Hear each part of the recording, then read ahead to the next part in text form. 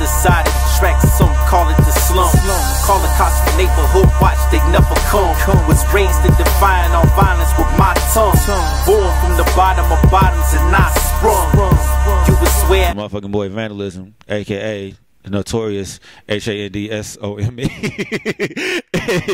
You people, y'all what's in my headphones, you already know what it is. Yeah, that's it. Vandalism is a 20-something MC from St. Louis, Missouri, U City to be exact, that rhymes and produces and tends to also make pottery on his off time.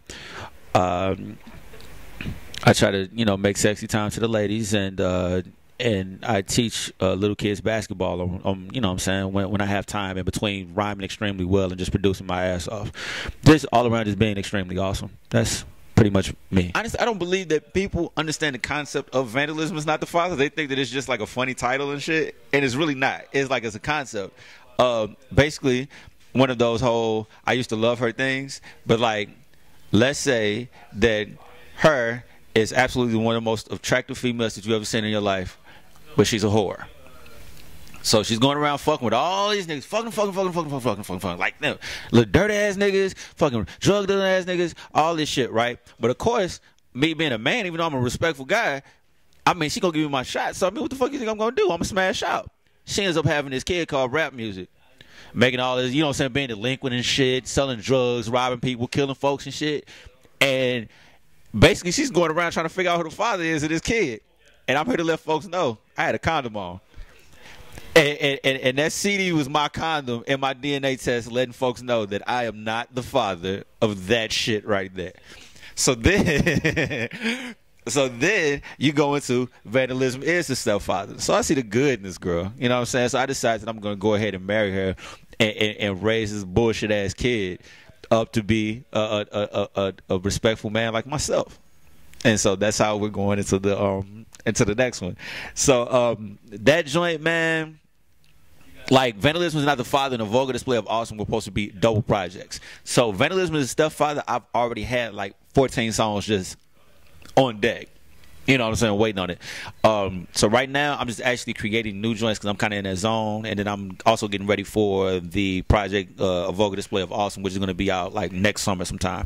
But you got like, right now we're talking about Sky Zoo, Von P, Don Will, Tanya Morgan, Nicholas F. Wale is supposed to be on there, and I'm calling him out on this shit. Can we get that verse done? Okay. You know what I'm saying? A few extra surprises as far as the production goes, all of that stuff. And Vandalism is not the father was like experimental because a lot of people don't realize this about me, but I've been like singing in choirs and things like that since I was in the single digits, almost as long as I've been rhyming. So with Vandalism is the stepfather, I was doing a lot of singing on that, not because it's the cool shit to do, but it's like, motherfucker, I've been doing it the same amount of time that I've been doing it. I just hate that it was so trendy when it started to become trendy, so I stopped. You know, and this one was kind of like, okay, let me kind of dabble into it. I won't tell them it's me. I'm going to just play the records, and then let's see what they think about it. And it just so happens like folks are singing the records and all of that stuff, and then it's like, okay, well, these fuckers fuck with me actually singing. So with this one, you're definitely going to get a lot more of that. Like, it's just going to be songs, like actual songs, and just fun, good times. You know, like with mixtapes, you're able to do things like that you couldn't normally do, like if you had a regular like label CD. A lot of people don't use mixtapes, right? So I use that to like make beats or make records that normally I would never be able to clear that record. You know what I'm saying? Anything like that. So I use that to just like be as creatively free as I want to be, and that's what we're doing with this project. We're just being just having a lot of fun, just really trying to make really dope records, no matter all the different laws. Fuck all this shit. We're just going to make fly shit. And so that's what Vandalism as a stepfather is going to be. And A Vulgar Display of Awesome is just going to be a really, I feel like, I mean, it's not going to be as funny as, you know what I'm saying, it's like it's going to be very serious, but it's going to be a very musical album. So that's what we're working on right now. I'm going to be all the way honest with you. Like, a lot of people have the weird quirks as far as what actually motivates them. Like you had like Jay Dilla, he would go to the strip clubs, you know what I'm saying, spend a trick off a couple of dollars, and he would go and just make these absolutely immaculate ass beats. I like to see people enjoying themselves in a club. That's kind of my thing. So like, seriously, like if I get into a complete block energy wise as far as like beats and things that I want to do, I'll go to a club sometime and just kind of just, you know, I'm really like, you know, I mean, I dance again. I mean, I'm from St. Louis, like we, you know, whatever. But I would just get the energy from there, and I would go home and I would actually create, you know, stuff that, I mean, I guess people like. You know, I'm here, but you know, like, so you got that, and then also, and it's weird, I tend to find myself being the most creative and most motivated when I'm in church. So you have those two different places, which is also like two different sides. It's Saturday night, just getting empowered, and you know, Sunday praising. So yeah, but I tend to find myself at the most creative at those moments, and I really just go off of at that time what it is that I'm feeling. Whereas, you know, if I'm using a sample, if I'm not using a sample, because I mean, I can do either or.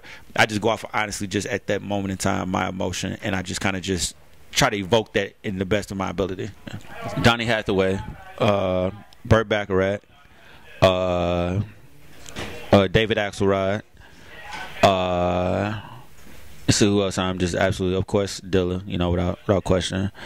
At the same time, I mean, like, besides, I mean, cats in my crew, yeah, like Black Spade.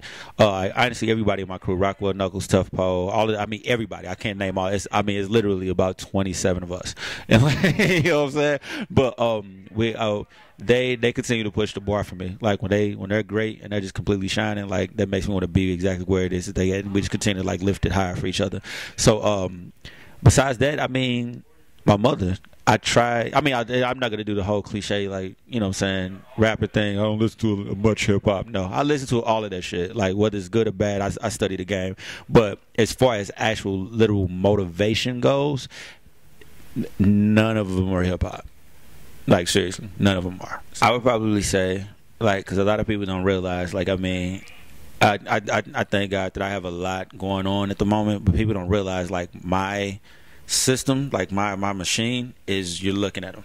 I manager, bookie, producer, rhymer, all of that shit. You know, I don't have the elaborate teams and all of that stuff that most independent people have. So for me, doing that and just pushing this stuff, and it'd be like out of my house, you know what I'm saying? And then to go to another city and people are singing the lyrics to this song, you know, that in itself is like, y'all don't realize that y'all singing the lyrics to a song that I literally made on my couch.